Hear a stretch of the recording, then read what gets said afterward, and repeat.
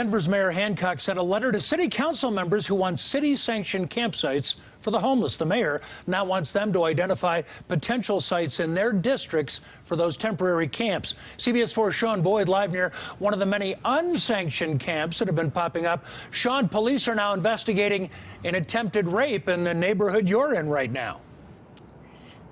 Jim, fortunately, the victim was uninjured. She admits she doesn't know if her attacker was a transient, but she says camps like this attract criminals. The mayor's office says it has tried repeatedly to close this one and move people into shelters. But it says a group of anarchists, many of whom aren't homeless and aren't even from Denver, have blocked city workers and tried to bait law enforcement, making an already difficult situation dangerous. You know, I came into my apartment building, which normally feels very safe. That sense of safety now shattered for this Denver woman who asked that we not use her name after she was attacked as she entered her apartment building. He grabbed my arm. He told me what he would like to do to me, rape and murder. She fought back and he ran, but the danger, she says, remains. Her apartment is across the street from Morey Middle School, where more than 100 people now live in tents. And I do think that there is a sense right now in this neighborhood of lawlessness, and it gives people permission in a way. So I don't know if he's a member of this camp or not.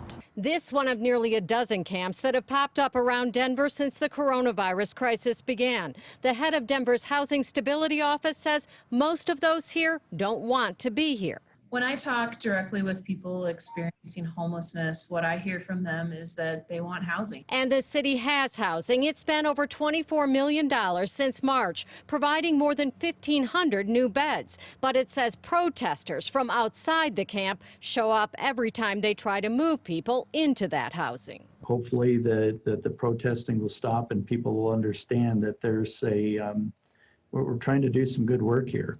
And trying to connect people to services and these types of protests that we're seeing, they don't serve anybody. There are a million ways to help the homeless rather than allow an encampment that is creating danger. Imagine if I were a kid. This needs to go away. It needs to stop. A recent survey by the city found more than a third of the newly homeless in Denver moved here from somewhere else. This is a widespread problem, and the mayor's office says the protesters are making it worse by trying to turn some of these camps into so-called autonomous zones where laws don't apply.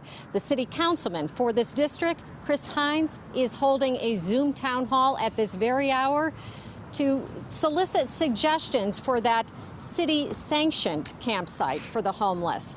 He says more than 400 people signed up to attend that town hall. Live in Denver, Sean Boyd covering Colorado First. All right, Sean, thank you.